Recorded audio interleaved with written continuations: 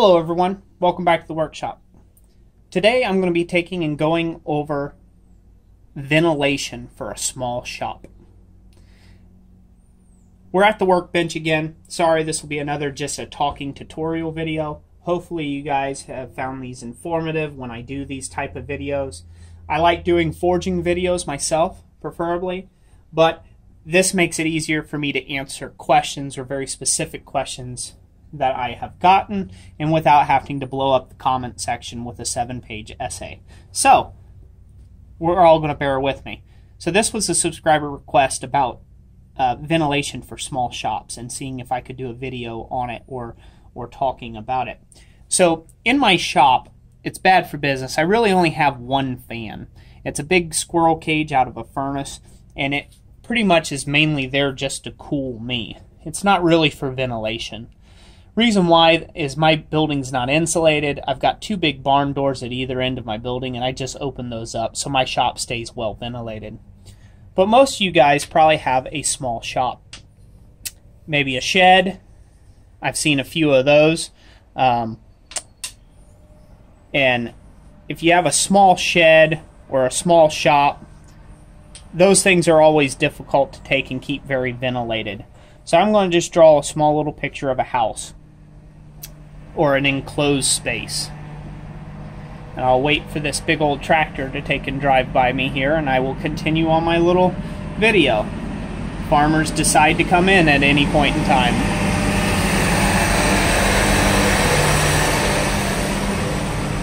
And yeah, we're back. Okay. So, sorry about that big sprayer driving by.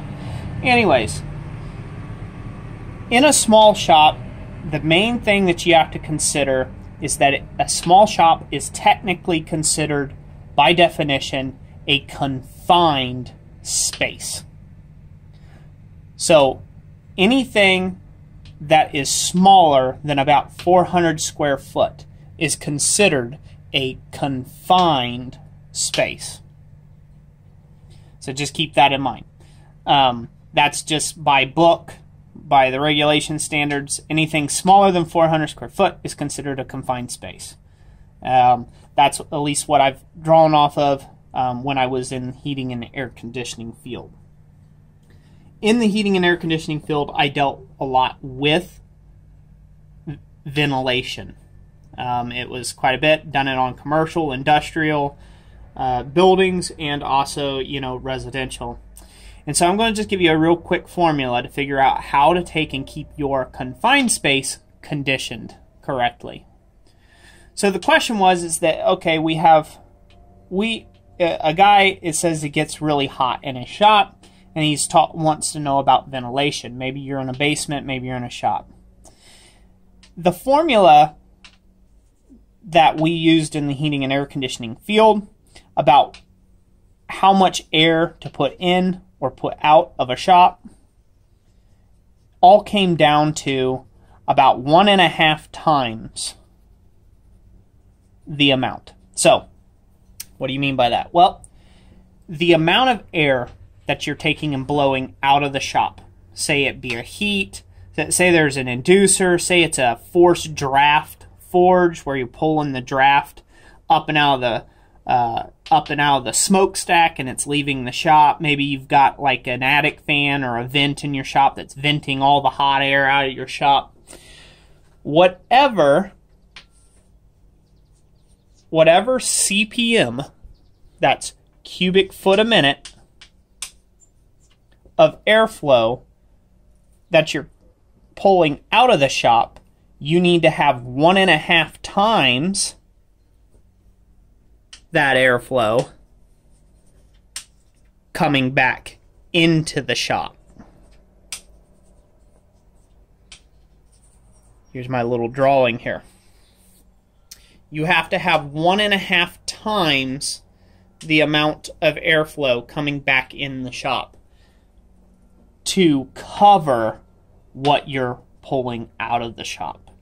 Reason for that being, and this is why it's kind of a safety thing, it's It's just kind of this ratio. It's a very simple ratio. You could get into a lot more complicated math, like the volume of that air, the square area, the surface area of the rooms. You could, get into derating things for louvers and stuff like that, but that's a bit out of scope for this little video here. And I'm really not into getting that boring about it. The reason why you want to put 1.5 times more air in than what's being taken out is because you have things that you have to take and consider. Stuff that's using the air in that space is not just the blower that's sucking the air out of the room.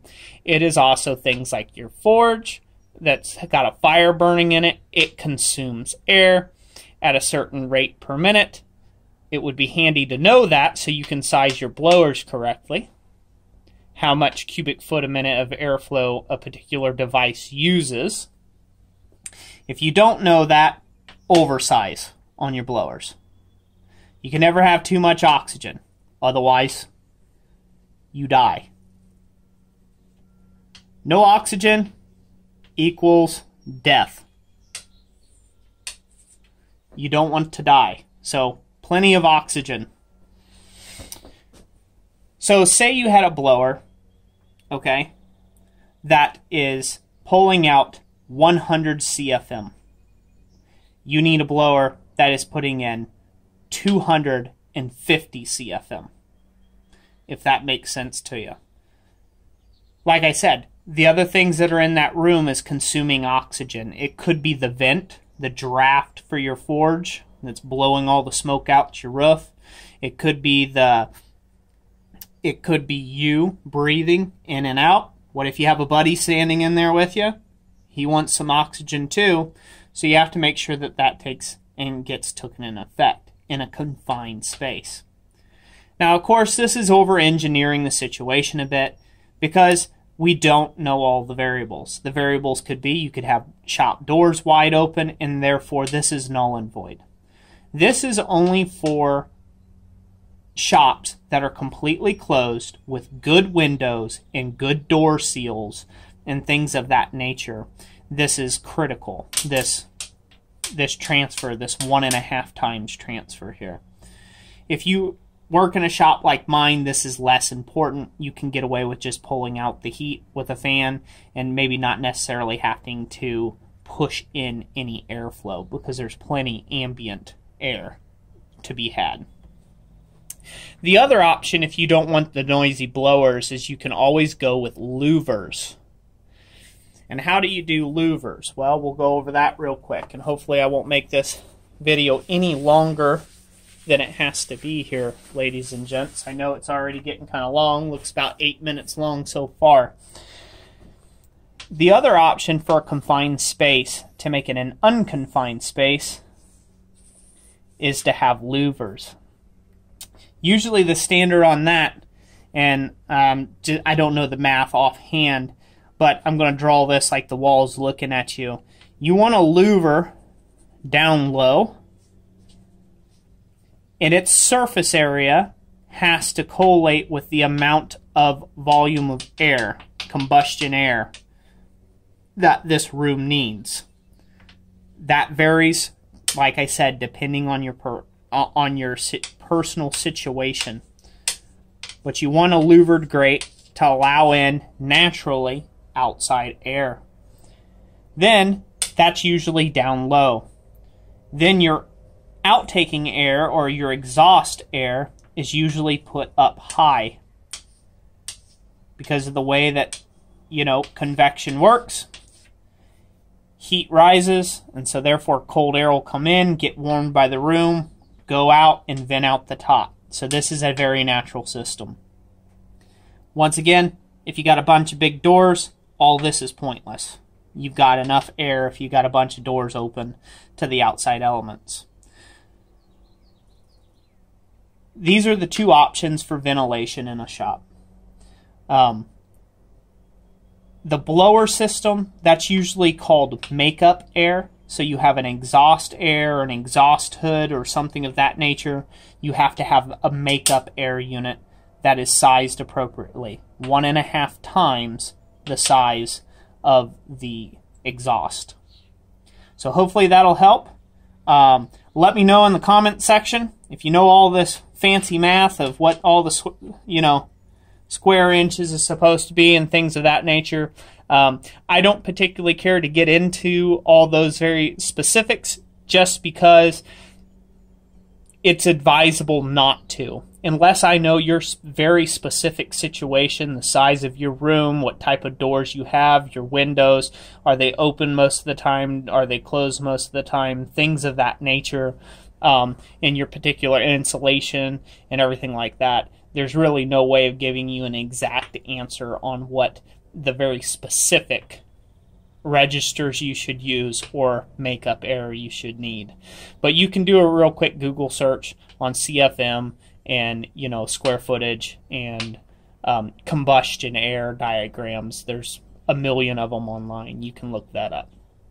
Anyways, let me know in the comment section what you thought of this video. Hopefully you all liked it. Hopefully it cleared up the answer, answered the question appropriately.